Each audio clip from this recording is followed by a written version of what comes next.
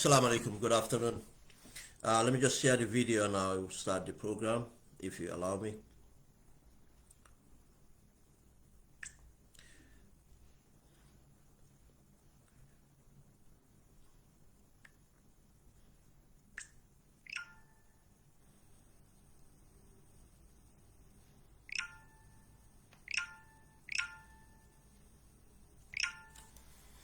Thank you very much. Assalamu alaikum. SULAYMAN Ben SUWAREH coming back live on Facebook. And today is Friday, Juma Mubarak. Friday the 25th of June 2021. The time is just gone about 12 minutes to 3 o'clock in the afternoon in Birmingham, England. Sorry for the poor, probably the light coming up. It's a little bit gloomy around here, and I have to change my position today because the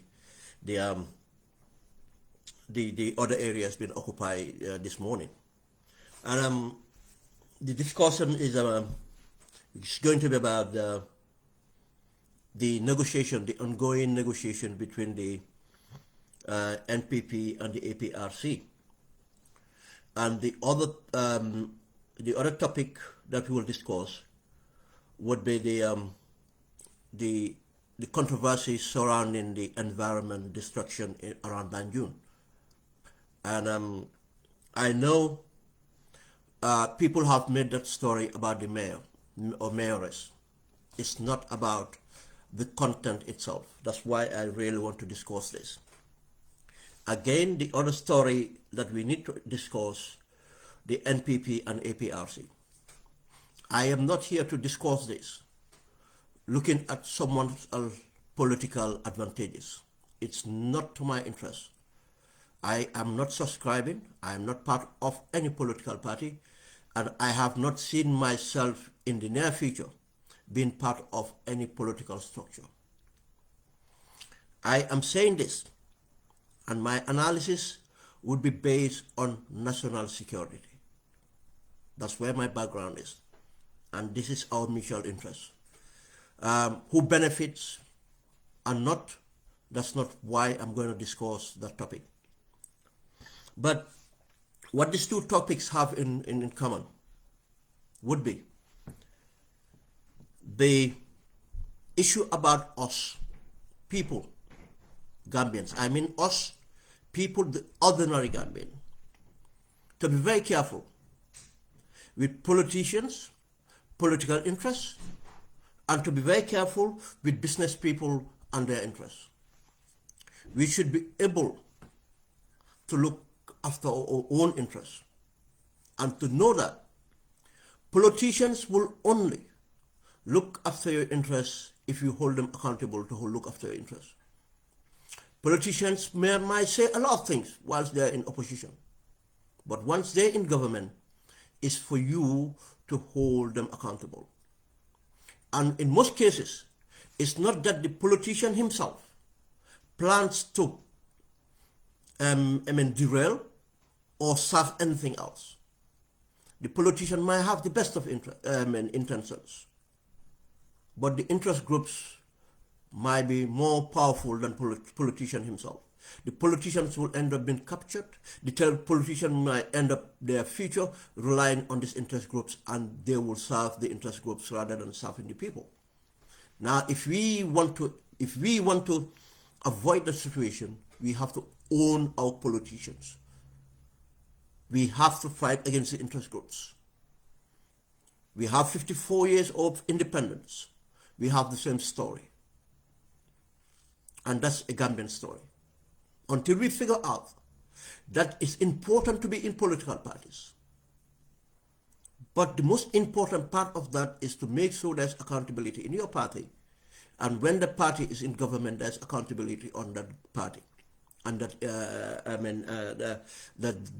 leadership. The failure of that, absolutely, your desires will not be met. We will end up fighting among ourselves.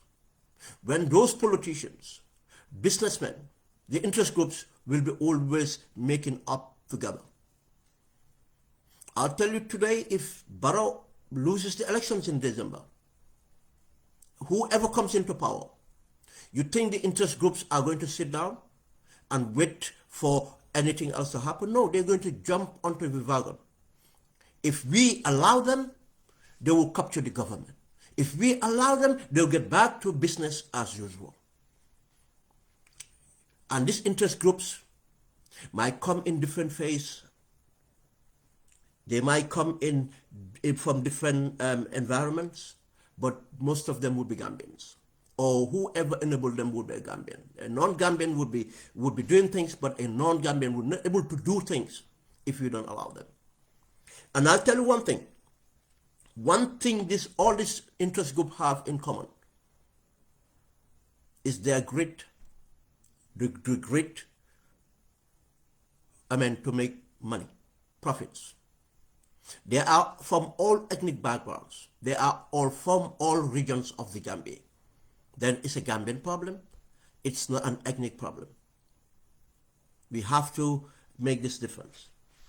Finally, before getting into the story again, I have to remind people that we might have our differences of opinion.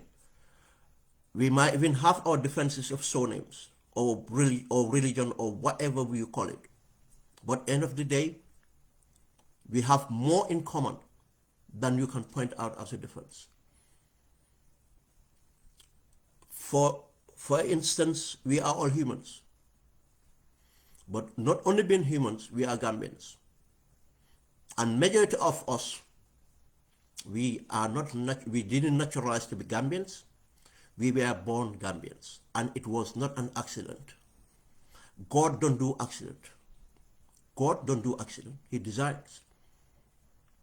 And God designed for us to be Gambians.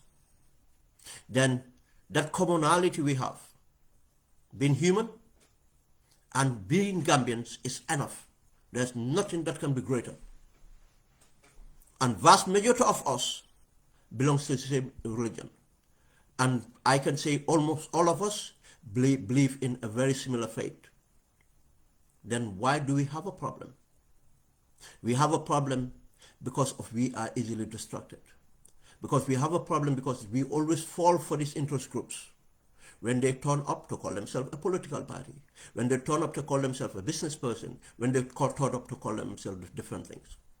And in this sense, what they do, they use those differences in order to advance themselves and their families. We all have seen what is happening in our hospitals. Why there's no outrage from the privileged. Because for them, they can afford to go to Dakar, they can afford to go to Europe, they can afford to go to private hospitals and other things, which is not even sustainable. Because there are certain issues that they cannot even take to Dakar, or it might be too late for them to get to Dakar. It's not sustainable. Where's the outrage for our schools? No, we will turn around and blame the youths for the way they become. Yeah, there are few parents that are irresponsible. And some of these few parents were even victims of that society. That's why they become parents who are irresponsible. But I don't think parents would, have their children and for them to turn up to be the way they are. Then we have a responsibility to that as well. But where's the outrage for that? We think taking them to prisons would be the solutions, but we have been proven that's not true. I can go on and go on, but we not see an outrage. We have seen the environment destruction. We don't see an outrage. We have seen only the environment destruction in our ozones, but to the extent that we see millions and millions of fish washing out on our shores, when Gambians cannot even afford the cheapest of it. But we don't have an outrage. But the environment destruction, we will have few people get up from Gunjur, and within Gunjur itself, they would be attacked, for what they're standing up for. And we have seen Faraba. We will forget about Faraba so quickly. That life's been lost because of an environmental dispute. But it will go on to Banjul, where we expect to have the most affluent people, the most aware people, and we can have an outrage. Yes, these problems are not a Banjul problem. They are not a Gunjur problem. They are not Faraba problem. They are a Gambian problem. But in anything, if anything is to work out, there have to be a leadership. And a leadership have to be owned, and owned by people it directly affects. And those people will take that ownership and share that ownership and make sure Gambians take that ownership. But for who much is given, much is expected. And I will keep on saying this as Gambians, as privileged Gambians. Yes, I'm not going to define or tell you the measure to find out how privileged you are. But even if you have a voice to speak, you are privileged. But especially if you can watch this video, you are privileged, very privileged, especially if you are in the diaspora. I'm talking to us privileged Gambians. We owe our country, we owe our people. A GoFundMe is not going to solve this problem. Yes, it might help immediately to certain people, but in most cases, even too late for those people. A final solution would be to ensure that we stand up and stop all this rot and start to elect the right people. And in order to have our country the way we want it to. We owe it to our ancestors. That's why we are Gambians. But we owe it to the next generation. We need to pass on to the next generation a better Gambia. Let me come on to the NPP APRC negotiation. And again, let me clarify this. This is not about political point scoring. End of the day, I empower the democracy, and it's up to Gambian who they elect. And we all have to live with the consequences of that election. That's what democracy gives us. And we'll go out again and try and bring about change again. I am not interested to be in any party political formation.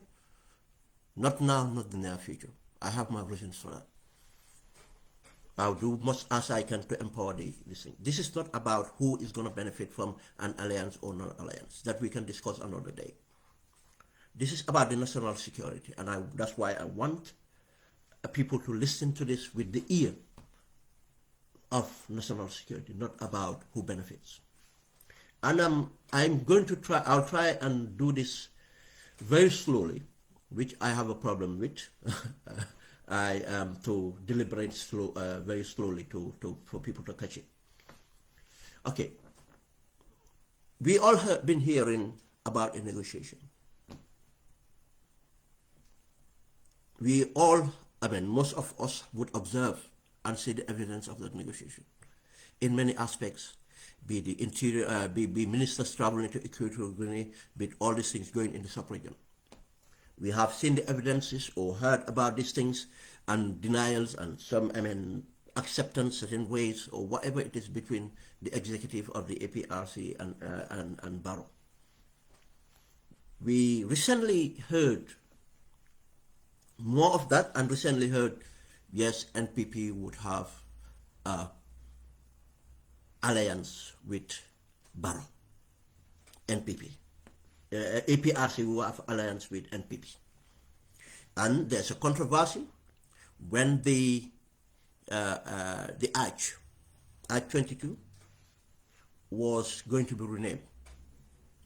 And when the APRC came out and voiced out their anger, whatever it is, even to have the audacity to do that, the government will reply and say they're going to delay for what reasons, people are no fools. But not only the government, we have not had any political party to come and have a word on that. You know why? Because it's politics. They want the voters from APRC. They don't want to alienate voters. You see, that's why it will be difficult for some of us to be politicians. Because they want to win the elections, they will not. This is a fact. But for APRC to have the audacity When they, a friend of mine reminded me yesterday, when they came and changed the McCarthy Square to July 22nd, nobody said anything. When they changed the street names, nobody said anything to whatever they want, Gaddafi to other people. Have no relevance to us. When they took Sir Job Avenue for the founder of that, the Serakunda, a prominent, the founder, took that name off and give it to Yankuba Koli. We don't hear an outrage and everything else. For a monument, or whatever you call it, a structure that we paid, the Gambian people, taxpayers, overpaid in fact, for, and people would have the audacity. But not only the audacity to say what they're saying or threaten, but it's a matter of insinuating and inciting violence for that matter. We heard those audios and everything else.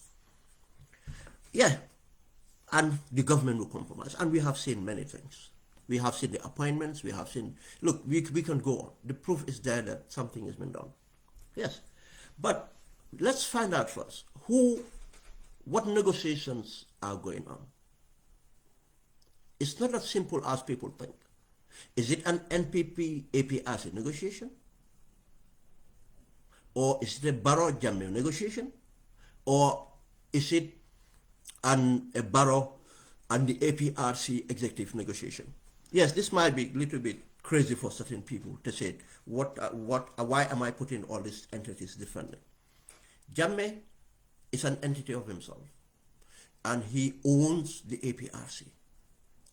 The executive of the APRC are a proxy. They are just a puppet of Jammeh. They are a puppet of Jammeh. All the negotiations they're doing, yes, at times or most of the time, might be under this thing, but it's not anything about interest of Jammeh the person or APRC the group. It's about their interest. I'll explain that. Barrow, why did I put NPP there? Because NPP did not have a structure. NPP is not a party. It did not exist. Why am I saying this? It's not a political statement. My background, as I said, is about from strategic intelligence background. What we do is to understand things, analyze it, understand it, structures and how they operate, understand mindset and all these things. That's what we do. And if you do everything like that, today, if Barrow have just whatever these things, or there lost elections, you think even the parliamentary elections, these people would even have 5 seats? As an incumbent, he will not even have 5 seats. That's how disoriented this party is. That's why I said there's no structure. We all know that. We all seen that evidence. I'm not distracted on this. Now, who are these negotiations? That's why it's important to hear this first. First, the APRC executive as it is now, the beginning of the APRC, they have a very sophisticated executive. That's why APRC was able to be structured and be and able to survive, to be where they are today. This is the difference. That's why NPP is struggling. The people with political know-how that established the APRC were the likes of Sajatal, were the likes of Buba Balde, were the likes of Fode Makalo, were the likes of Ike Sar. Let me go on. These are the people who, from the NCP, from the PPP. And some of them were technocrats. Ike Sar have run the PPP bureau before. He wrote a book on the Sadora. And other people. There are so many. And most of the ICOM companies, we all know about the big YI companies and everything of Jawara, decamped. And obviously the environment and the manner and way Jammeh came in, that's why it was easy for them to do it. Compared to NPP, this is why NPP is struggling. The environment is different. The capacity is not there. They might have the resources, they have money, But that money is toxic now because that's everything they have. That's why everybody's going for that money.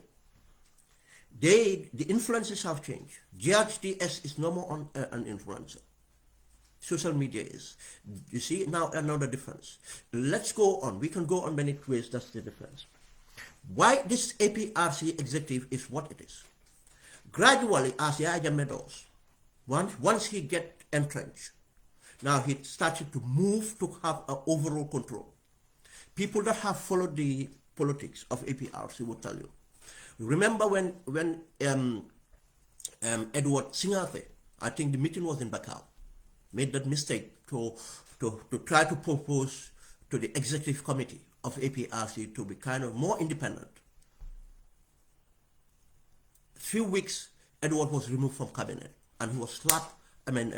For proposing that, and he was put in the cold for a long time until the Yahya Jammeh needed to get rid of Baba Diop. That's when Edward was brought into back to cabinet to strengthen Yahya Jammeh again and strengthen the APRC. You see, and he served that purpose, and until they got rid of Baba Diop and everything else, Baba Diop in prison and so on, and Edward goes back in the court. Until Yahya Jammeh needs him again, Yahya Jammeh sent him to ECOWAS because Yahya Jammeh have seen how the geopolitics was playing out, and he needed one of his people to be there, to insulate him. Then the APRC continued in that manner to what is it today. Because the sophisticated people and other people might be mindful, might be this, might be that, and he got them rid of all of them. Bubu Baldes and almost all of them left. What did he have left with him? Bakso, Yankuba, and all those people. And, I'm not here to belittle them or anything, but I'm talking about their experience in politics and what they know. I'm not talking about being 10 years in 20 years in politics. No, I mean, the capacity they can have, to even be somebody credible on anything. Yahya Jammeh created that. That's why it's easy to control whatever he does. Now these people, they're working for their survival. They're working for their survival. Be it the Rambos and everybody else, they're working for their survival. Now they are, and again, Emeba was not even the first person Yahya Jammeh proposed to be the interim leader. The first person proposed was a young lady. That young lady family advised against it. I'm not going to name the young lady because, she have not taken the position.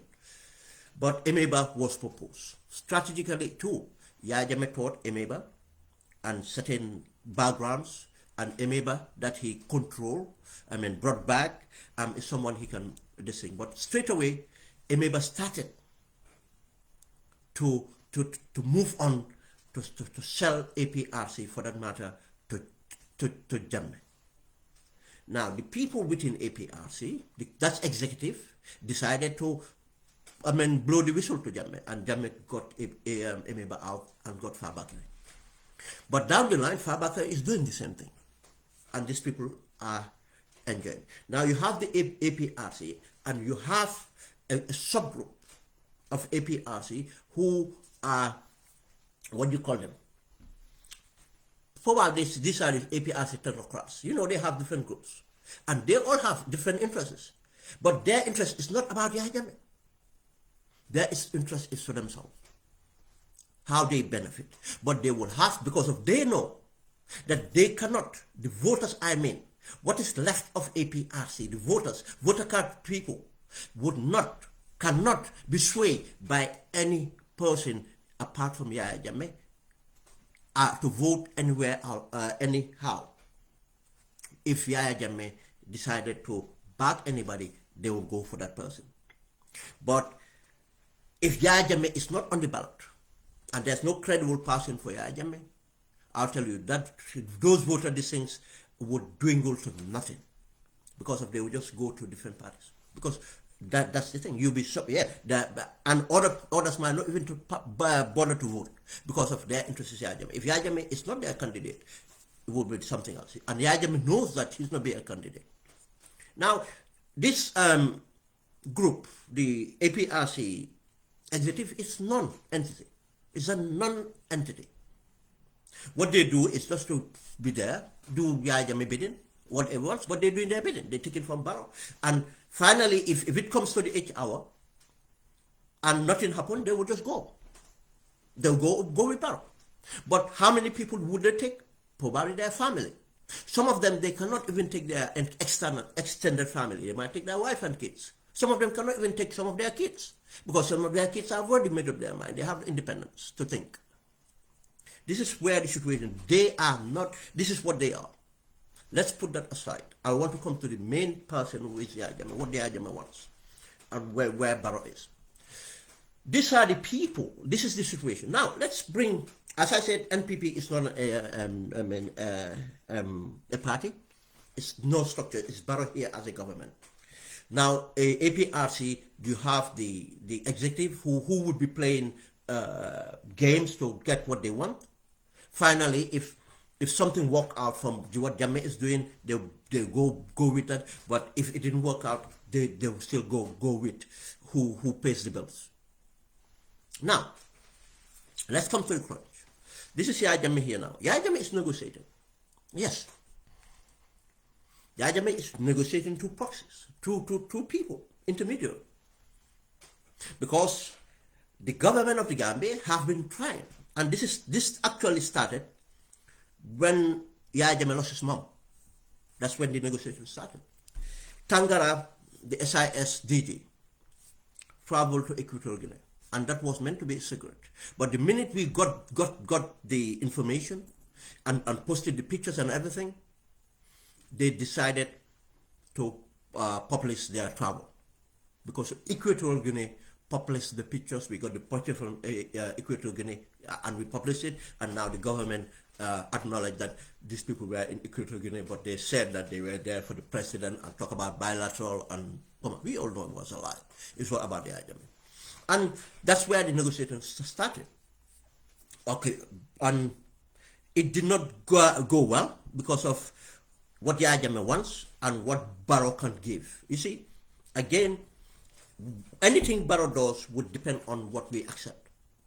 If we accept Barrow to get up, do things, he will do it. But if we put our foot, Barrow will not do it. Just as APRC there put their foot on the monument, and he will not do it. Now it's up to Gambian people. Barrow does not have that power. The power he has, we vest on him. If we said that we don't want this, that will not happen. The negotiation has been going on. Now, from then on, the problem with the negotiation is here. What Barrow, what Jammeh wants and what Barrow wants. First, Barrow wants Jammeh to endorse him, because of that's the only way he believes that he can win an election. But right now, in fact, that's not true. Even APRC supporting Barrow cannot guarantee Barrow winning an election, because of Barrow have not still find a base. You see, this is the problem. Have not find a base. It's, you have to think of an add-on. But with the APRC, it still would not happen. I mean, let's not listen. But what Barrow wants is support from APRC. From the beginning, Barrow thought that, look, he might have it without Jammeh. You see, this was the thing he had, because of the SIS director had laid out a plan, and that plan was to go through the APRC executive and the influences of the APRC. These are the so-called technocrats. You see, I don't want to bring people into this, but just go and find out the person appointed at GCCAA, the Groundnut Corporation, Denton Bridge. People like that. The chairman, the governor appointed at McCarthy. Jesus police been reinstated. That was a directive from Barrow. It was not the Inspector General. And you go on, and all these things was been done for these people to bring their support onto Barrow. And they think that, look, even we cannot, because of when Barrow looks at it, Barrow realized that he cannot deliver what Jammeh wanted.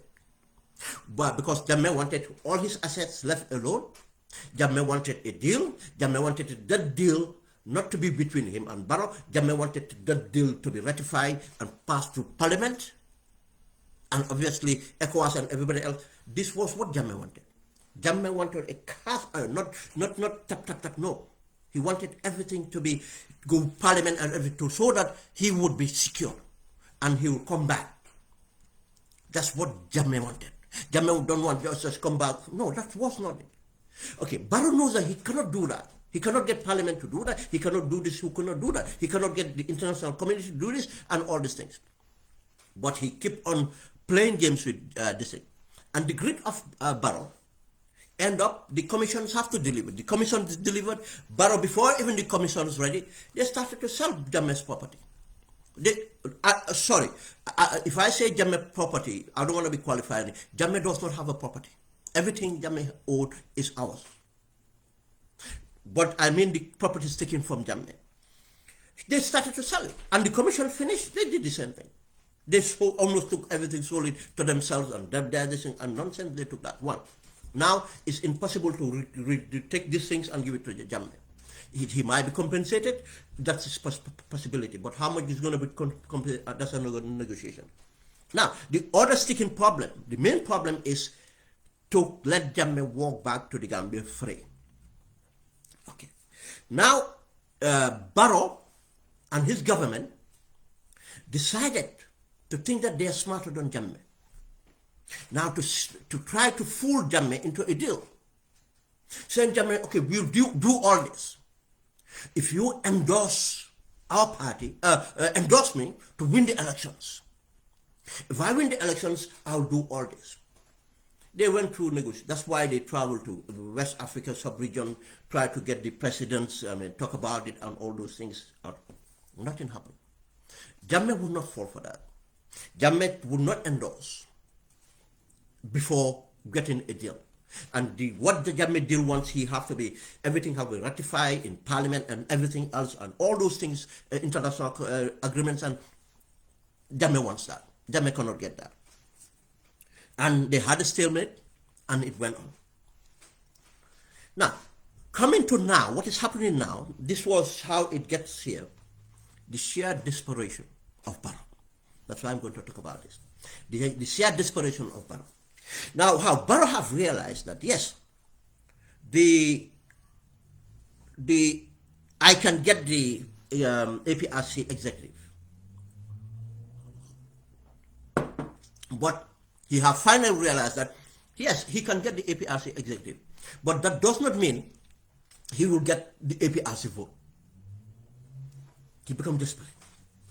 And the technocrats, so-called APRC technocrats, these are people that Jammeh made, and they owe and some of them are secret. They are within APRC secret. They have different forums that most of the parties don't even know that they are in their forum. They keep them secret. They don't share voice notes or anything. We know them. Some of them act to be, because they are in active service. Because of their inactive service, they pretend to be professional. No, they are in talks and they are part of APRC. They owe their achievements and everything to Jammeh. That's how they see it. They are part of Jammeh camps. Now, all these things cannot work. Barrow so desperate, and this is where it comes. Now, Yahya have been holding on. You see, if you understand negotiations, you try to hold a position of power. And Yahya is holding that position of power.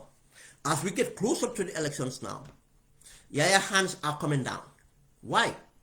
Because it's doing it. Now, Yahya is understanding, look, I cannot keep this bluff to go forever. Now, Yahya have realized that his demands are unreasonable on Barrow. Barrow cannot deliver that.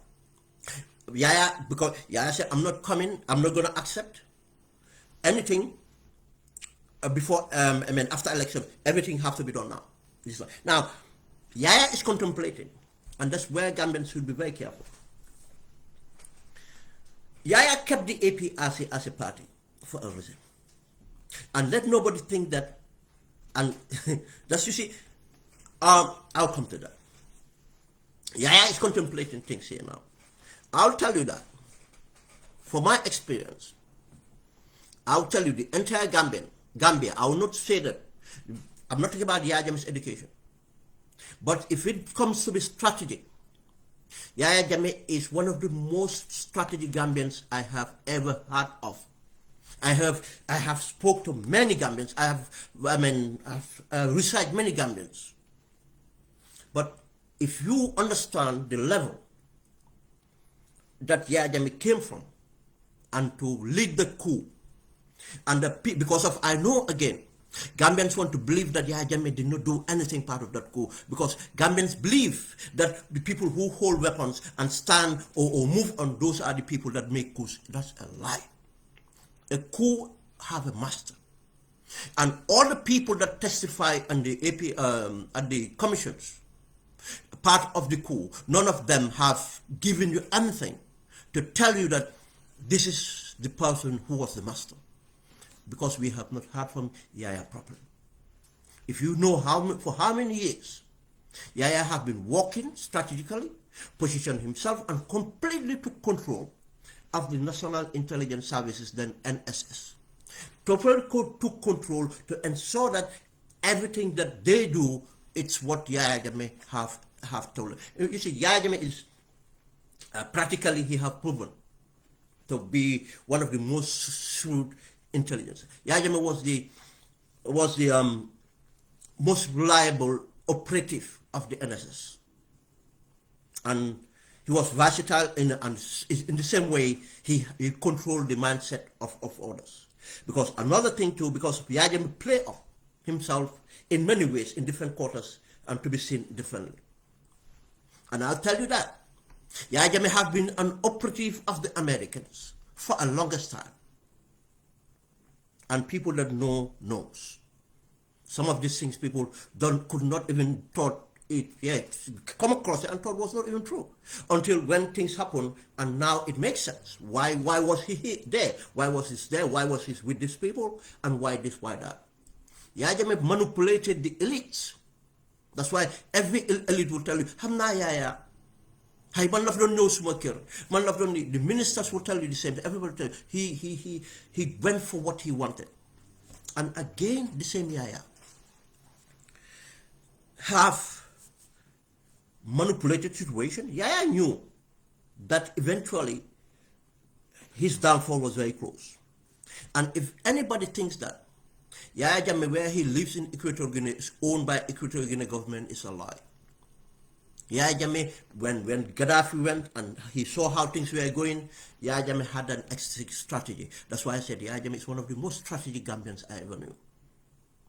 He have an exit strategy. He made everything ready. He chooses the country that he did everything. He had that exit strategy. And part of that exit strategy too, that's another reason that most people who were very close to Yaya Jammeh, I'm not talking about the subordinates, I mean very close to a certain level, you will never hear them bad mouth Yaya Jammeh, because of Yaya Jammeh is holding them to ransom, one way or the other. And some of these people are still very relevant in government and around Adamawa. Everything else, and I'll tell you today that Yaya Jammeh is talking to a lot of people directly in this diaspora and in the Gambia. And we know people that goes to Dakar, Senegal, and do Yaya Jammeh transactions. We know people. That's why I said, if people think Yaya Jammeh could have given money to the APRC as much as possible, but no, he knows that if he puts money in there, that's the end of it.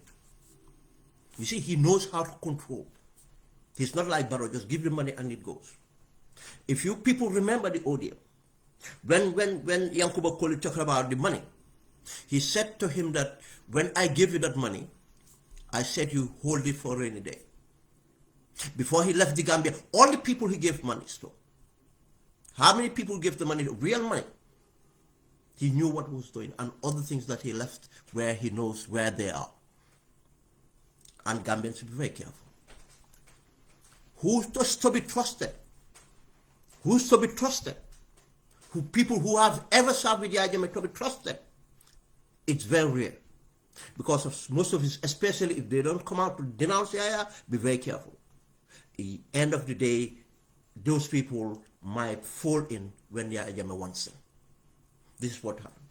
Now, why am I saying this? Now, Yaya Jammeh expectations, Yaya Jammeh realized that Barrow cannot deliver what he wants. He's been unreasonable.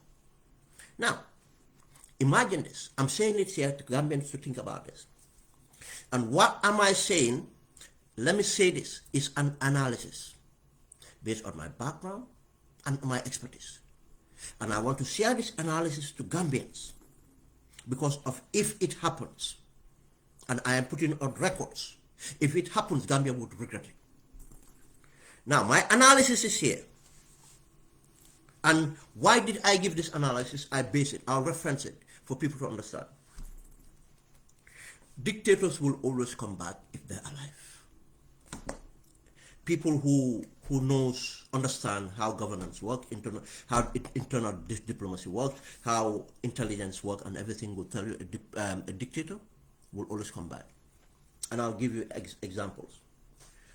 One, a very linear example was Guinea-Bissau.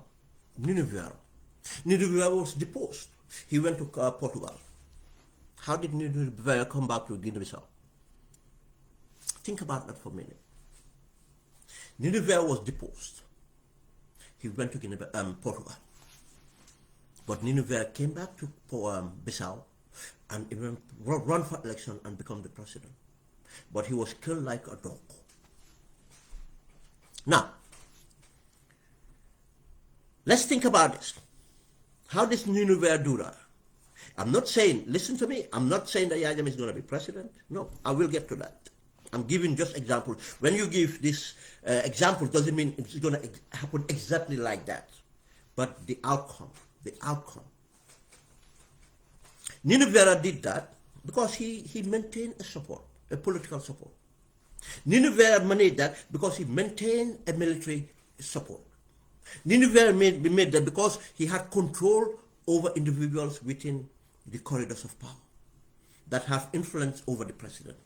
Then, now, Nineveh made that because he have sub-regional support.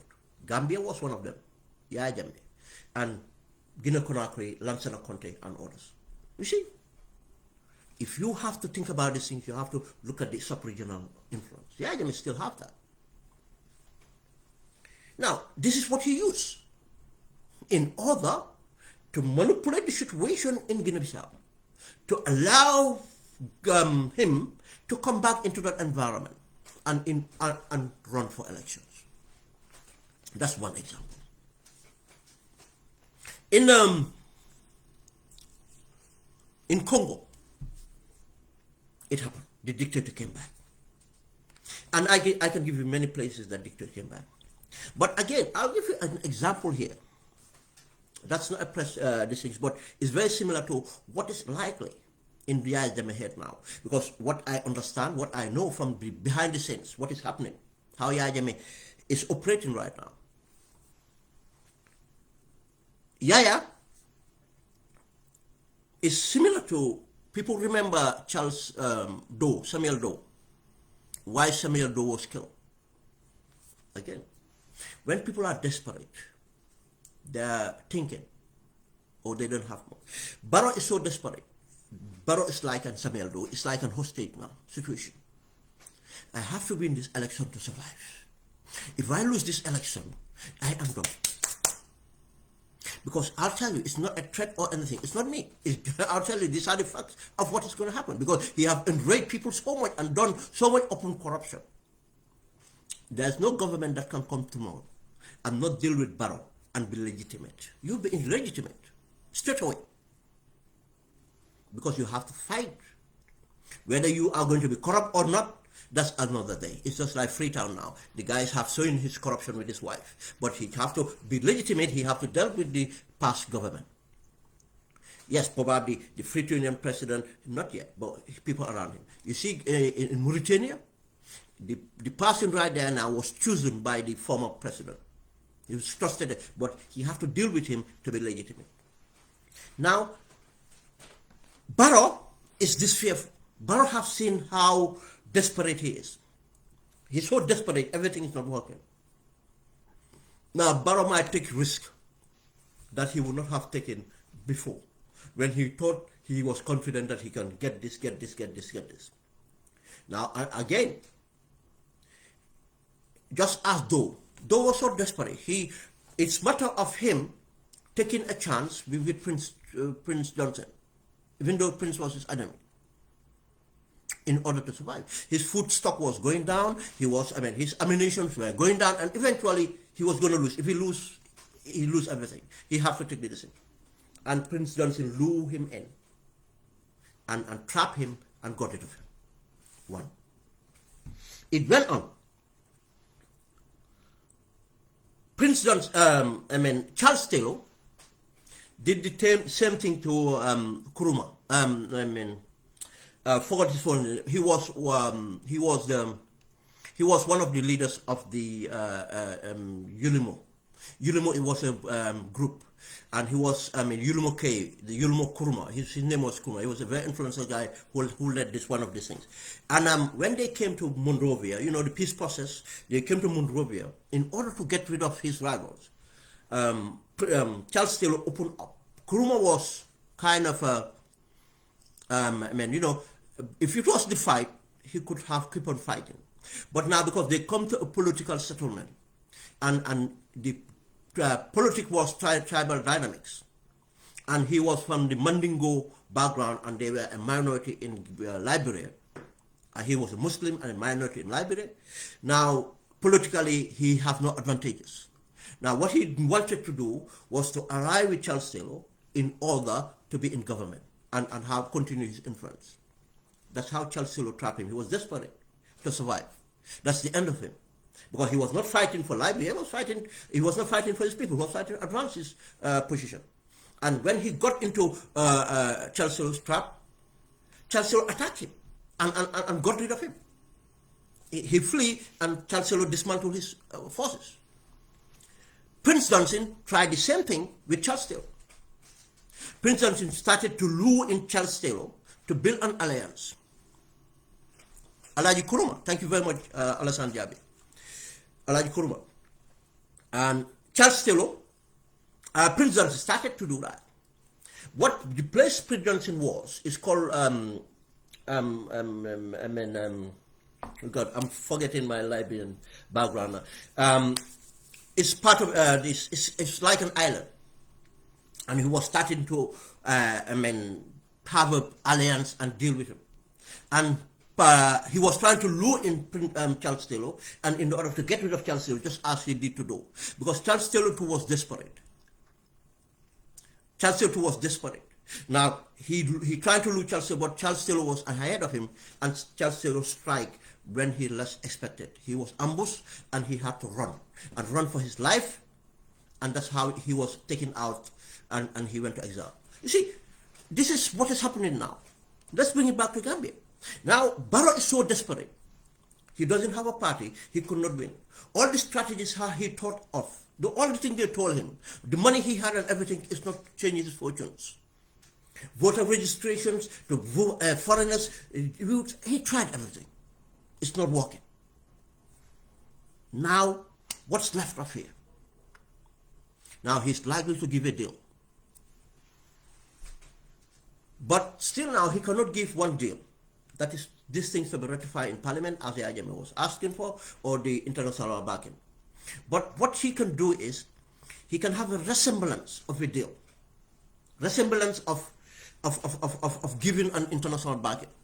He might get Guinea-Conakry, he might get Guinea-Bissau to come on a table with Yaya Jammeh and others to say that they back the agreement. He cannot get ECOWAS to do that. It will be very tricky. ECOWAS cannot do that because all these allegations on Yaya Jammeh and everything, Ghana cannot front this. You know how many Ghanaians, you see? And the other outrage that will come in. They will not tolerate that. But what they will do is they might get two presidents to sit down on the table and sign an agreement. Okay, we sign this agreement. Yaya Jammeh. And Yaya would have to lower lower his this thing too. Okay, that's okay. Another thing, Yaya would say, okay, now I will stay out of Gambia. I will allow my people to join your party. That's where it comes interesting. By joining that party, what Yaya would do is to make sure in that negotiation on how the party is going to be joined together. You know, as for now, Barrow have a problem with Amadba because of the way Barrow wants the things to be joined together. And just don't be surprised. Jammeh to decide that, okay, if I have to avoid this, if I have to stay and wait after elections, now you have to give me the vice president position. You have to give me the speaker position. He cannot give him speaker, vice president position. That's the secession. You have to give me this. You have to give me this. You have to give me that. In a nutshell, the APRC will become the structure that Barrow would have to rely on. Now, you see, because of there is no structure for Barrow, NPP, now the structure would be APRC. And yeah, Jammeh would settle for that, to stay out of trouble. And, you know, Jammeh assesses his strategies. And still now, his life would be insulated for now. He's not taking risk. What he's doing is he's using us Gambians to take the risk for him. Gambians to take the risk for him. Just as, again, that's why when the coup d'etat happened, they say, Yaya Jammeh defo sidara. And everybody come there, madefli. No, Yaya Jammeh made them to take the risk. And I can swear to Allah, if that coup have failed, at certain stage, Yaya Jammeh would turn out to be a witness against these people. Because Yaya Jammeh was already an operative of the NSS. Yaya Jammeh could have justify his position on being that coup as he infiltrated, to say that he infiltrated the group to that. Certain incidents have happened in the Gambia where Yaya Jammeh was involved, but Yaya Jammeh was never indicted. Yaya Jammeh was never disciplined because of the excuse was NSS vouched for him. That yes, Yaya Jammeh is our man. He worked for the NSS. He's an operative. He's a counterintelligence person. That's why some of his crime, he was never prosecuted, but he will say this. And I'll give you another example to prove of this, how screwed Yaya Jammeh is. Because this example is an evidence everybody can go and find for yourself. Remember the TRRC. Lamin Kababajo said the way he became an officer for promotion, after he became a cadet officer, to go to Morocco. He said Yaya Jammeh was the one nominated to go to Morocco for officer training to be promoted. But he said Yaya Jammeh came to him, Bajo, to say to him, look, I am to go, they nominated him to go to Morocco, but I'm not going. Now, if you want, I'll get you to go. Now, ask yourself, if you understand how military works, this is not civilian. For a soldier, a junior officer, to stand up against the command, to say that I am not going on a course, it's even, you cannot even do that. If you say I'm not going to a course, I have to be a genuine reason for why that is. But to say I am not going to a course, thank you, Abdullah, the incident at Bakau police station. Yes, someone, if you can read the comments, Abdullah talk about the incident in Bakau police station. I don't want to, I just don't want to get out of course. I just want to maintain here. But I mean, you're quite right, you reference that. What happened at Bakau police station, Abdullah, no. The reason he was not even identified, it was because of the NSS covered for him. We'll leave that for now. Another day we talk about those things. But in this case, remember this. One, as a junior officer, you said that you're not going to a course. Not only you are not going to a course, you are going to pick the person going to a course. Just imagine that. And how did he do that? And it happened. And this is not Yaya Jammeh's claim, this is Lamin Kababajo's claim. And again, Lamin Kababajo said, Jammeh took him to the Secretary General office during working hours. For a junior officer to access the office of the Secretary General, that is telling. Tells you how connected Yaya Jammeh was. And how control Yaya Jammeh had. To the Secretary General, Sarah Jangha. And the Secretary General is alive. And knowing Kaba Bajo, I'm not vouching for his whole life, but the person I know, that he's not stupid to make statements like that, knowing that Sarah Jaffa is alive and lie about it. No, I don't. It has happened. He came, he said that they went to Sarah Jaffa's office and they changed everything to what Yaya wanted. And this was in just before the coup, about 92 or so. Somewhere there. Now, if someone carved that audacity and these things just tell you how this manipulative this person is, but let's bring it back to it. Now, Yaya Jammeh would do all this and sit in Equatorial Guinea and control. As I said, he's controlling a lot. Not only the Gambia Armed Forces, yes, the nucleus, the main important factor of the Gambia Armed Forces is controlled by Yaya Jammeh. I'll tell you that. If the CDS deny that fact, let anybody bring me on these things and I'll prove it. I'll prove you how it's controlled. You think why they still not this? No, because of the CDS and this thing are appeasing people within the armed forces. Appeasing people within the armed forces. In order, because they don't have command. The CDS is just like a politician. He doesn't have a command. And they are appeasing these people. These are the people. But this things they have control. But not that. If you know the amount of retired or people sacked or whatever within the public, soldiers and others that have control. And I'll tell you one thing today. Guinea-Conakry, there was a group in Tambacounda. They have now moved to Guinea-Conakry. They have regrouped in Guinea-Conakry. I have control over those junglers who are in Guinea-Conakry. I have control over the junglers in Guinea-Bissau. He talks to all of these people. Now, if I have control over all this, or influence over all this, now my political party, Ninuvero, again, remember Ninuvero, political party now gets into the NPP. Now, let them call them NPP. I am happy. What matters is the influence they have in the NPP. The influence they have in the NPP, that's what matters. Now, then, people say, then, what's the problem? Barrow then will be, we go to elections. And Barrow has stand chance to win. And Barrow win, Barrow can deny, say that he's not going to do what Yaya Jammeh wants. No, we're not going to get to elections. This is where I want Gambians to be very careful. We're not going to get to elections. If the deal goes in before elections and Yaya Jammeh, what Yaya Jammeh is thinking, let me say this is my analysis. And I stand by this analysis. Whenever you hear that Yaya Jammeh is in Equatorial Guinea and decided to allow the APRC to go into collusion with Barrow, look at the appointments that's going to happen in NPP. Look at the position these people are going to occupy and whatever changes will happen. Then this is where you have to think about and other factors. We'll come back and I'll point it out. Why am I doing this? Is to stop the event, these things for happen or Gambians to read it themselves. Once that is in place, everything is in place. What you need is a fault line. What you need is a fault line. Now, in this case, that's where it might differ from what happened in Guinea-Bissau. Yaya Jammeh would not run for elections. No. He's not even in the country to run for elections. Even in our country, he cannot run for elections. No.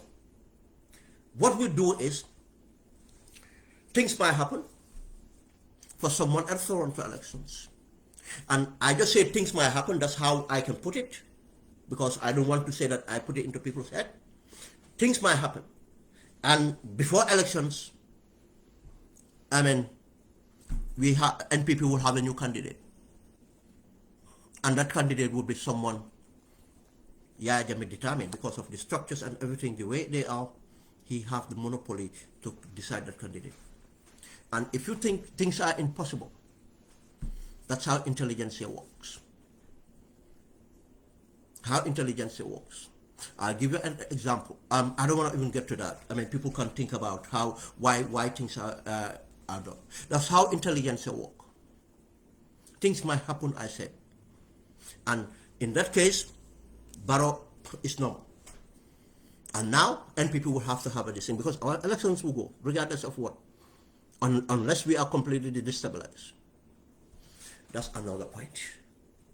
You ask now for us to think about this. We say, okay, if that thing happened, that thing might cause a ripple effect.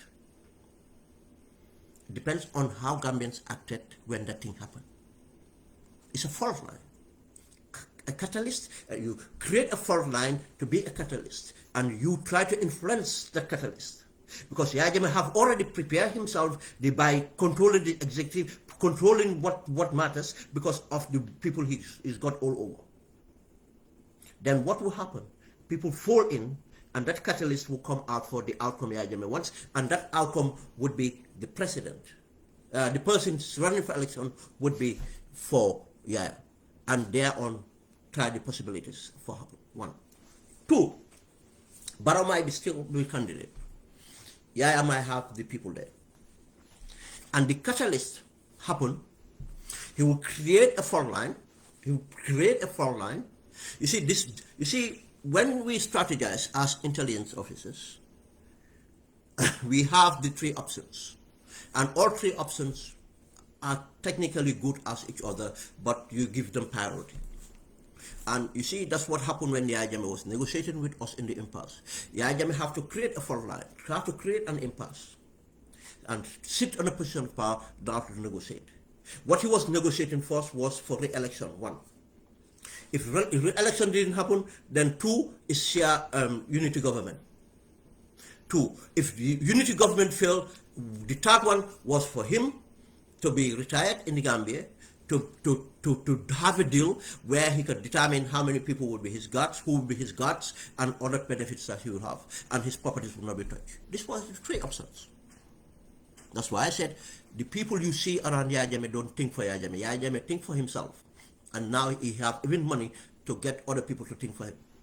You people you hear on their voice note, all those nonsense, the so-called former army commanders or former captains, it's just around here. They don't even have the mentality to think. If they had, Yahya Jammeh would not have been there and treating them the way they treat them. Now, first option would be to get the candidate he wants to run. He's not going to run. To run. That can be done. 2, but if that happened, it might turn out another way. That's fault line happen. A catalyst might, but he will influence that. 2, it's Barrow to run, and the structures to go, and Yahya would take a risk to ensure even up to parliamentary, up to local government, and the whole thing. Barrow thinks that he's got a government, and Yahya would spring the ambush, the catalyst there, and the outcome would be Barrow will be thrown out. And legitimately, the person Yahya wants, because everything is been arranged, it will become, this is a long way of doing things. Then that person will come in to be the president. Then a Yahya government is in place. Now, why? And I'll give you why Yahya would do that. Because he cannot be. But the 3rd one, which is the worst case scenario, I said, in order to do these things, you always have 3 options. And these 3 options is for the same outcome. But you use a preference to determine which one first and how it goes. And they are, in some cases, they are interlinked. The 3rd option would be, this is the strategy you talk about, you throw the cards in there. Just throw it and see what comes up with. What do you have to lose? Because that's the only thing. Because, and why this? Why this? Why this? Because dictators, that's why they are dictators. They are psychopaths. They are, the way they think, their ego cannot allow them to stay out of things, to be irrelevant. Go and find out about Idi Amin. He tried everything. And other people tried everything. The only dictators that did not even try, the time they left, they could not even take care of themselves. They were literally dead. That's why after they left, within 2-3 years, they're gone. They're dead. They didn't try. Now, why is this important? The third bit important is throwing the cards out. Once everything is positioned, he agreed to the deal and everything is positioned, the structures of the NPP become something he controls, because he's already controlled the armed forces, the security sector is already controlled by Yaya, I'll tell you that. And the mindset of the elites of the Gambia is something Yaya Jammeh understands and he controls. And that mindset is our division, how selfish we are. And we only narrowly look at our interests that Yaya Jammeh mastered. And he knows how to operate in a manner that if it happens, this is how Gambians are going to react. They will forget about me. What they will do is they will fight against each other for something that they don't know, that they don't have control over, they cannot have. But what will happen is the country will be completely destabilized. Now, Yaya Jammeh would not be the cause of the destabilization. Yaya Jammeh would be seen as, look, we are in government, I want peace to happen, I let everybody to do what they want, my party went and joined the government and this thing, and these people caused this trouble. Now, it would be reasonable for Yaya Jammeh to sit on the table, to be part of the solution on negotiation. To negotiate for what? And this is what they want. That's why they tell you a reconciliation, to forget about everything that happened. Now, if you forget about everything that happened, now to ensure we have stability. And you know, why is this so interesting? Because Yaya, as I said, he is a strategist and he understands the geopolitics. That is something very favorable to the situation we are now. Senegal have enough on their case. Senegal, Macky is concentrating being a dictator. He's trying to pass a law in parliament to ban demonstration. He's trying to do that because he wants to force a third term. You think Senegal have started to lose the moral authority to impose a democracy on others, or to say that they're supporting a democracy. Again, he got Guinea-Bissau. And because of what will happen is Guinea-Bissau will be in the mindset of supporting where position Barrow was. And Guinea-Conakry would be supporting his position. And the other countries will be conflicted. What they will do is, only you need is two head of states to push it for you. And a negotiation should be struck. You think the UN and others? Go and check so-called negotiations and the agreements signed or the UN oversaw. What they look for the easy option to get out of things. It's for us Gambians. But the good thing about this, Yaya doesn't have control over everything. Yaya only have control because he understands our mindset and he used our mindset to act. Recently, there was an audio that came out in Wolof. The person speaking Wolof, that person was not Wolof, insulting Halifa Sallah and insulting Oje Jallow. And who you think that person was? Where do you think that person was? I'll just leave that there.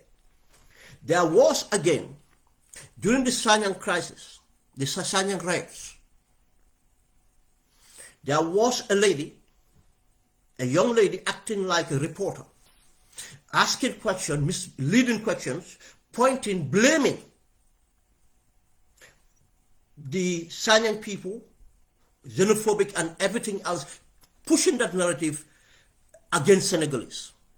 Who you think that was? Or who you think controlled that narrative? Who you think controlled that narrative? And other things are happening. You see, what intelligence services do,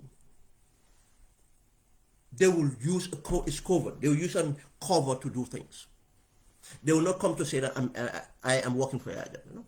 They will come and use the people that we know that are genuinely UDP, genuinely APRC, genuinely PDIS, genuinely this thing, and to do the thing. They will get us to react to things. They will incite us to react to things. And what will happen? We will end up fighting each other. And Yaya would say, gis ngeen Yaya Jammeh fa baax si réew mi. Gis nga Yaya Jammeh bu mu fi jógee ba tey jaama amut. Yaya Jammeh bu mu fi jógee léegi Yaya Jammeh would be a reasonable person to deal with. Because of what we have failed. So we say these people am audace, Yaya Jammeh am audacity ba tey relevant because of we failed. Entirely, I would say we all fail about this, and it will happen. Then, what do we have control over is the way we behave towards each other, not to react or overreact. Let's be very sensitive. Let's be very careful, knowing that any fault line might end up to be a catalyst, and might not be a catalyst that we desire. Yeah, I'll tell you, look, people create things for an outcome. But until we see the proof, for now, it's all negotiations. But I said, if it is for political things, an APRC, NPP, it's not a winning ticket. What is a winning ticket? Is an opposition that knows how to win an election, to do the right thing to win an election, to win over people. I mean, you can use the NPP, APRC to be a toxic thing. Everything can be, depends how you have to be smart. It's politics. How you use it. And again, go and look at the, because yes, 10,000 votes matters in these elections. 10,000, one vote matters in these elections. But it all depends how these votes are being generated. It depends on how we go about things. This is the point I want to explain on that bit. If you just let me get to the next area, which is the area of the environmental destruction in Banjul. Area. Why this thing important? Because what is happening is, we saw a video and with case, and to prove what I was saying, that the environment is ripe for someone to exploit. The context of the discussion is not about what happened. We narrow it to personality. Now let's look at this. Why did the mayor of Banjul went to these areas? What is behind going to these areas? What are the factors? Some people turn around and said, oh, the mayor is politicking. The mayor is politicking. That's their opinion, and they might be very right for the mayor is politicking. But what do we expect from politicians? They're politic. But what do we expect for us citizens, enlightened citizens? It's to differentiate what is politics and what's not politics. Should the mayor go out there? Yes, obviously. Some would say that no, the mayor was not politicking. He went out there for concern. You see, that's why when political appointees do something, you cannot separate politics from it. You see, that's why some of us don't want to wear a political hat, because it will be difficult to have a message and politics not be seen into the message. Even still now, people want to see politics in it. I have belonged to different parties for different people at a different time because the way I said something or something I've said. But that's okay. That's a proof of consistency in itself. Because I am not consistent been related to one party. But put it this way, it's politicized. But ask ourselves, why does it take a mayor to go there for Gambians to have an outreach? One, as I said, problems should be owned by the people it affects directly. it affects all of Gambia directly, but I mean, if you take it by priority, it affects Banjulian directly or people within Banjul greater area. Because we can see it. People in Basse might say, no, I've not seen it. Some people might not seen it. They might not even been in social media.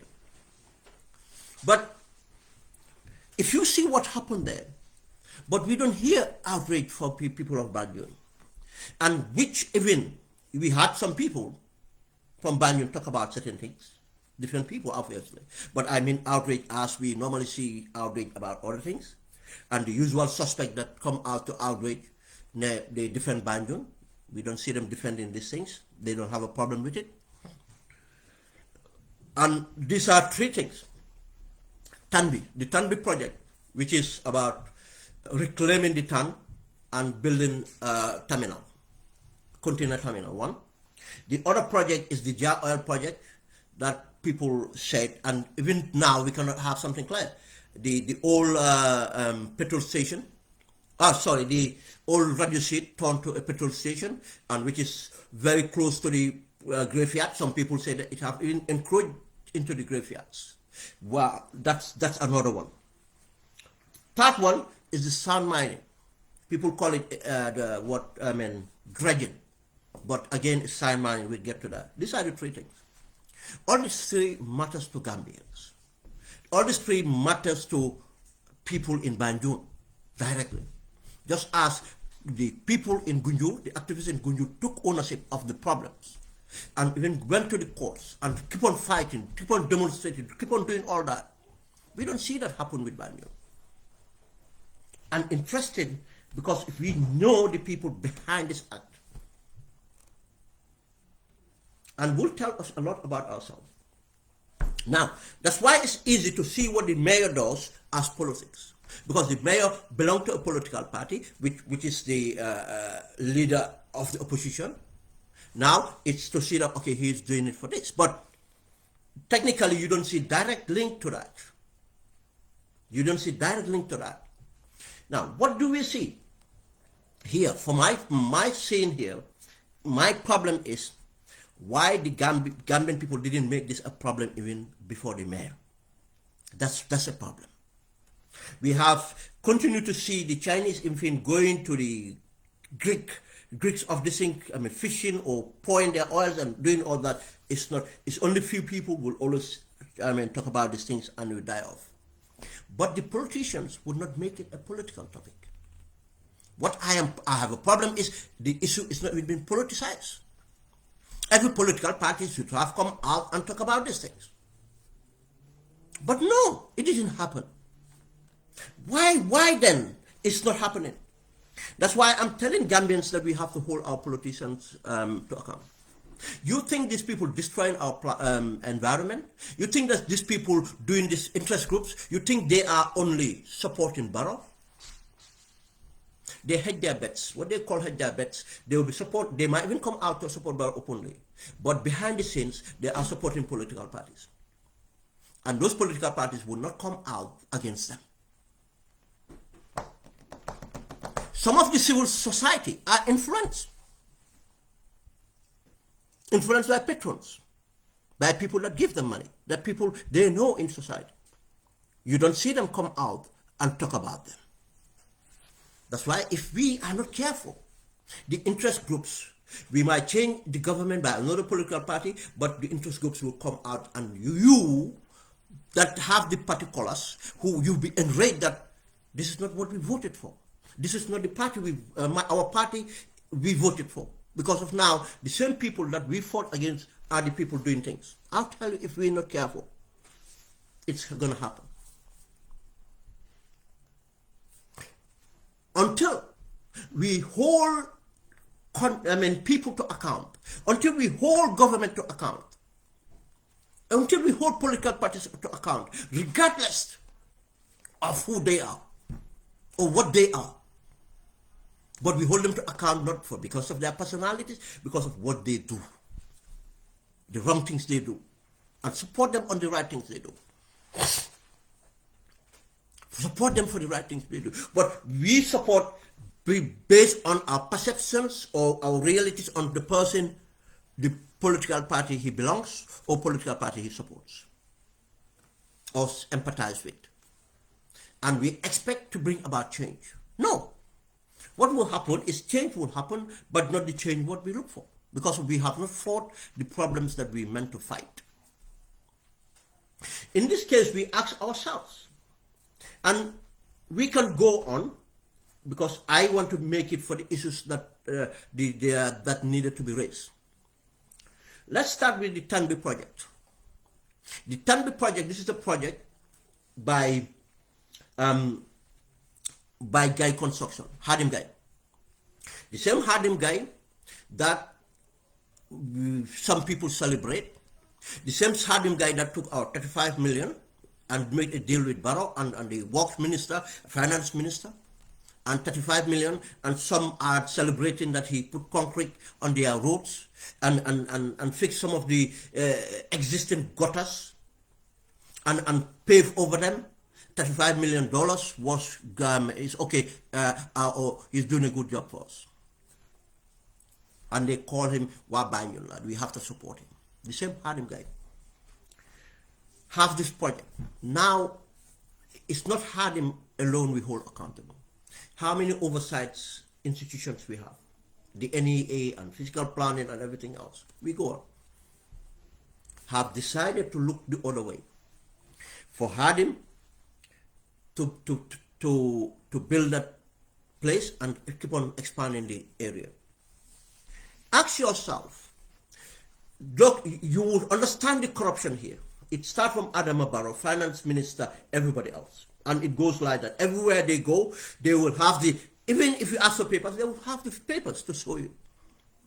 But what was not right, what's not right cannot be right. They can put everything on paper. Then they will come down to, I'm not environmental assessment, I'm not lady, but it's not true. Because common sense tells you that you cannot do this. If you will claim this land, will have consequences. That there are. And it's not worth it. Not only that now, let's ask ourselves, why the GPA? Gambia Ports Authority is part of entity of government. If they want that land, why GPPA will go to a private person to reclaim the land for them? And they lease the land from that person. The person does not own that land. Who owns the land? Government. BCC, part of administrating that land. Now, government could have given the land if it was right. But no, they give it to Hardim. Now, Hardim go and reclaim the land and go to lands and everything. They make their papers. And so that now Hardim Guy mom fee. Hardim Guy nakala mome fofu. How did Hardim Guy mom fofu? We have to find that out. So nekene for naka terminal port. Look how much of the ports have already bought half of Afdai or all of Afdai. Why do they need to reclaim the ton? Why can't they build on what they have already reclaimed? They have reclaimed. They bought some of the green belt, the brown belt in that area. Why can't they build there as a reserve? They don't care. Now it's this easy way for Hardim Guy to make a deal. Because why Hardim is getting away with this? Because Hardim is paying kickbacks to all the people that will be necessary to bribe. The term shouldn't be there. That place shouldn't be there. Hardim should not have right to that land. He should not have developed that land. But again, how can a development like that happen without the BCC aware? Not about the mayor, in fact, but what about the technical guys on the BCC? Because obviously, you cannot get in hold of those people without the mayor and the CEO. By contacting the CEO, you are contacting the mayor. It then should not be about politics. Disregard the mayor political heart. Just what you take is the mayor's responsibility, the BCC responsibility. What consultation was done? How can you do a consultation in Banjul without involving the mayor? This is how it done. It's wrong. And for that person asking for evidence of bribe, I think you should be smart enough This evidence is other people to go and produce. If you conduct the right investigations, the evidence will be there, lying to look for you. What we do is to be reasonable, to use reason, to show you that things are not done right and ask the motive why things were not done right. He should not own that land. How did he own that land? Does he come from better parents? Why does he own that land? If he comes from better parents, it's nepotism. But it's not that. He paid for it. He paid people to do something wrong. For the National Environment Agency, for the National Environment to allow things to happen, for lands to allow it, for others to allow it. That's how how corruption happens. But let's move on from the TAN. Then we have the jar oil. The jar oil again. You cannot go in an area to perform these things without consulting the local authority.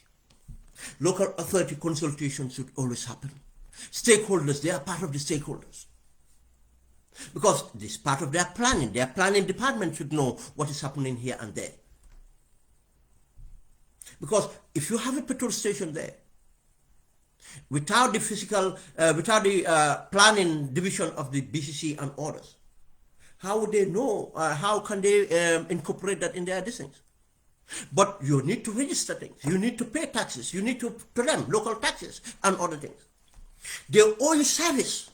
The BCC owe you service if you operate a thing. Your planning permission cannot be approved without the local government. But no, that would not happen. Jar Oil has been building petrol stations everywhere he likes. Just imagine this. Even for Jar Oil to just to be, who is Jar Oil? We all know who he is. How close he is to the president. For him to just go around petrol station. How many petrol stations do we need in the country? And regardless, they put it everywhere, anywhere they want. Listen, the last time it was somewhere and cinema was converted to petrol station without planning permission and everything. What happened? It went on because they just give him a slap on the backhand and that's it. That shows you the level of corruption. But again, that petrol station, yes, he might buy the land. It's ready seat, already seat. But that does give you the right to build anything you want. No. That's why you need a consultation with the stakeholders. You cannot just build anything you want. And secondly, it's very close to a graveyard. Graveyards. That's why you need to consult the stakeholders. Now, even I have seen people from Banjul right now who live in Banjul right now. I'm not saying who come from Banjul, living in Banjul, still disputing that part of the land is part of the graveyard. Because the video, the person that posted that video is from Banjul. The people bringing out audios are from Banjul. People making videos are from Banjul. And they have seen it. And if they even have it wrong, it's because there's no consultation. If consultation was done, everything would have been right. Then the mayor, the BCC, in fact, not the mayor, BCC would have come on to say, this is this, that is that. This is what is happening. We would not have that visit and that problem. The other point is the sand mining. I call it sand mining, it's solid dredging. Again, according to what transpired, they have not bothered to contact the BCC. I'm not going to say the mayor, they have not bothered to contact BCC. They just went on and do what they did. By every chance, by fact, they are in the jurisdiction of BCC. Why? Denton Bridge waters is in BCC. If you dredge the waters in BCC, you are in the jurisdiction of KMC. BCC. And wherever they operate in their storage or heaping the sand is still in the jurisdiction. We have to ask ourselves, what is going on? There are many questions to be asked. People ask, yeah, because they have not contracted, are they paying the tax? If BCC did not know of your existence, are you paying the tax to BCC? Regardless whether you are Gambian, you are an investor, what matters is you are doing right. Being slapped by a Gambian, being slapped by a foreigner is the same thing. If you are abused by a Gambian and foreigner, it's the same thing. It should not make difference. If you are Gambian, you should even know better and do things right. If you think that your investment is right and everything, why didn't you follow all the due process? If you said you went through the process for 3 years, for 3 years you went through the process, you talk about the planning, physical planning, lands, and everybody else, but the most important client or the stakeholder is the local government. You disregarded the local government because of what you expect that once the government approve it, local government these things, you disregard that, and you expect yourself to be respected and expect your business to be respected. And these are the things that we should talk about, not about the mayor or anything. Let's talk about the details, and let's look at this. The gentleman is claiming that what they're doing is environment friendly. I don't think it is. How is it environmental friendly? Because they say that they are not doing sand mining. They are dredging the sand, and they claim the sand dunes at the estuary of that Banjul or Denton Bridge is blocking the entrance to the creeks. Might be true. How bad that is compared to if the sand dunes are not there. Now, they are taking the sand and selling it to make profit. What tax? What royalty? Are they paying royalty? Because that sand is still owned by Gambians. Are they paying royalty? What other tax are they paying? Because they need to pay the what tax because of the operations they do. That's why you need the local government to know. But again, they say they're not doing sand mining. I said they're doing sand mining. Where did the sand come from? It did not fall from the sky. It did not fall from the sky. The sand came from the erosion that is happening in Banjul, by the graveyard, by the State House, the sand from Bakau, the sand from Sonwin, the sand from Fajara, the sand from Gunjur, the sand from Katong, and everywhere. That's the sand, that erosion. The waves will come in, take the sand, and as it transits, the sand is deposited in different areas. And because of the why you have the sand dunes, yeah, because remember the currents, the sea currents. At certain time of the day, the sea currents, you see when the ocean overflows, it comes through Denton Bridge. As it comes through Denton Bridge, it collects from Gunjur and other areas, and it comes, and because of that canal, it's like a canal. It goes through there, and as it goes through, it deposits some of it. That's how it deposits and build up to be that sand dunes. Now, if you take that sand and sell it, you are doing the same thing as those people going in front of the beach in Senegambia and Katong or others to dig the soil. You are doing the same thing. Why? Because that sand dunes left in there. When the government takes it to need to refurbish this beach site again, they will have to come back to those sand dunes to take it back and replace it in front of the to those areas affected. Now, if you take that and sell it, when time to rebuild the beach site, where are you going to get the sand from? Where are they going to get the sand from? How eco-friendly is this? How environmental friendly is this? If they were going out in waters, hundreds of nautical miles in the sea to get the sand, yes, it's possible. But you cannot take the sand just outside, just been deposited there by erosion, and now you sell that and say that it's environmental friendly. These are not right. This is not right. But as I said, it's for us Gambians to hold this and to look at things. Many people are not saying anything, especially people from Banjul, because they perceive this is against the mayor. It's the mayor doing the politics. Let the mayor do the politics. Let her do her politics. That's her right. But you, as a citizen, civil citizen, you have a right and a duty to hold government accountable, to hold things accountable, especially things directly affecting you, regardless who is the president or the mayor or the minister. But no, because again, some of them will not do it because of the minister of works and others are related to them.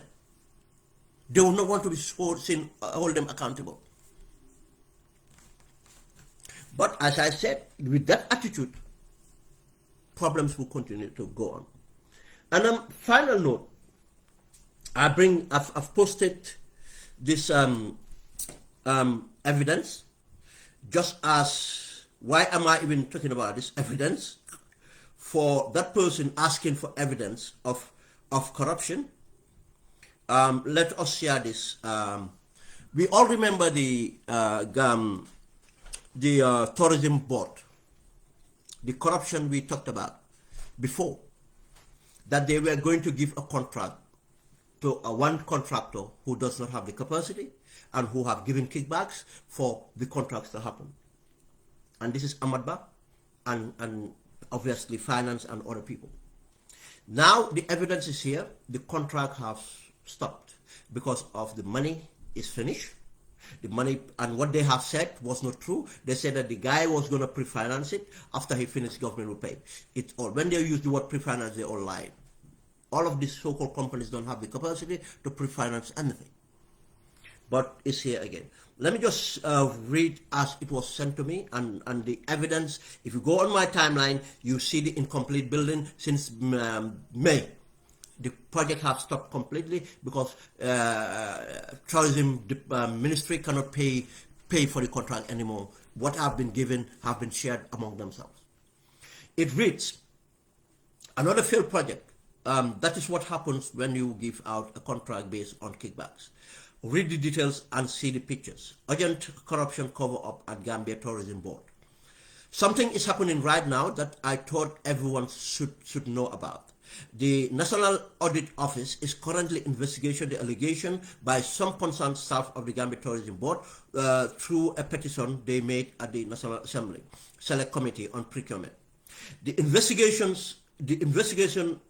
is not going in favor of the former management and the Honorable Minister of Tourism. So far, the former Director of Finance, Usainu Senghor, who is now the CEO of GAIPA, through Honorable Minister Hamad Ba influence following their big corruption scandal, is calling his cronies at the Gambia Tourism Board and asking them to hide some of the documents on the ecotourism project, and told them not to give access to the auditors to meet or interview any of the staff who were involved in the petition. Now they're saying that a cover-up is going up because of the investigations are going to, the Select Committee is looking to this, and now the National Audit Department are investigating. Now they're doing a cover-up. The former Director of Finance, who is Usainu Senghor, who was moved after the scandal to GIPSA. He was actually moved to Social Security. Social Security, there was an outrage on that. Now he was moved to GIPSA and he's had the GAIPA, and he had the place, is instructing his colleagues who are in the still at the tourism board to not allow the auditors or to cover up the evidence that they require. You see, that's why who asks for evidence? This is how evidence come about. We will have the information, we share the information as we have a right, then we bet because it's logical, it's plausible, and then the people in charge should go and do their findings. That's what we do. Now it continues. The current Director General, who is also complicit in all their corruption when he was Director of Quality Control, have mobilized the contractors to rush to the site and pretend that they are working before the auditors visit next week. It is all fake. He is overheard telling an internal audit staff to do everything possible to delay the auditors visiting the site. Now, what he is saying, that he's saying that now the present managing director general I think it's Haidara also, who was the quality control director, was part of the deals. Now this person now is instructed, been overheard instructing the audit guys to delay the audit general, external auditors, not to deal with them until they put their house in order. And they're trying to mobilize the contractors for them to go to the project site to pretend the project is ongoing. You see, this is corruption to the, to this. All these people should be taken out. But again, not based on this. I have spoke to a subcontractor who have abandoned that project due to the problems immense from the main person who was given the contract, because they wanted to renegotiate, they want to reduce the pay, what they were paid, and they were not happy with it. They realized that the contract was not going to work out the way it should do, and to protect themselves, they decided to pull out of the contract. It's a fact that the contract has stopped because of the subcontractors for this contract have pulled out. Some of them have pulled out of the contract because of they were not paid, and these people wanted them to be part of the cover-up. It continued. Work on these sites have stopped since last month, when the contractors wrote to them and requested $100 million to complete two of the projects. If you can recall, sometime last year, Gambia Tourism Board contracted the services of Layer Group to construct 5 eco lodge, and foundation stones were laid in Kunkiling Forest, Somita and Bara. You see, this project, again, they used one contractor, and one of the petition, when they were giving out the contract, people said this: why use one contractor for four sites?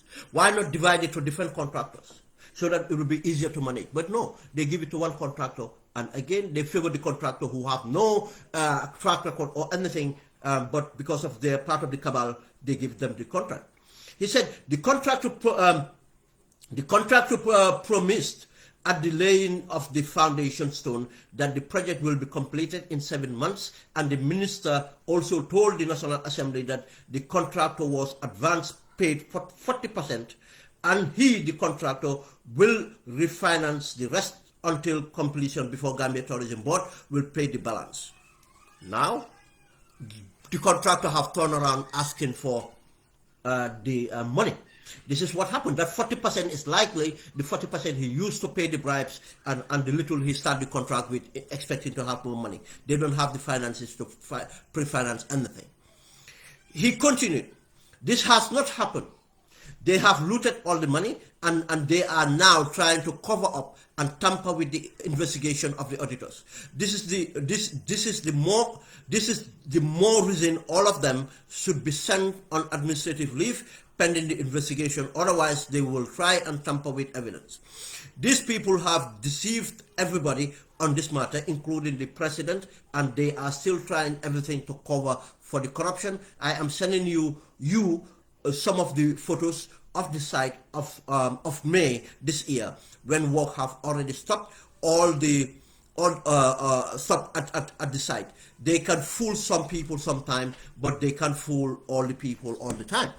And the guy said that the president was not aware that he's fool. But if the president take kickbacks, that's what you get. I mean, he's complicit in this. As I said, these are all evidences we're talking about, things we talk about, and these are the things that matters. Our country is just gone. In the environment, the Chinese, anybody can do whatever they want. Even Gambians will do whatever they want. The land is going, there's no planning permission, there's no planning, there's no zoning or anything. Petrol station can be built anywhere. It's just crazy. You see, and for Banjulians, what I want to say, with all respect, why Banjul matters is Banjul is our capital. Banjul is our capital. We all belong to that capital. It's the capital of the Gambia.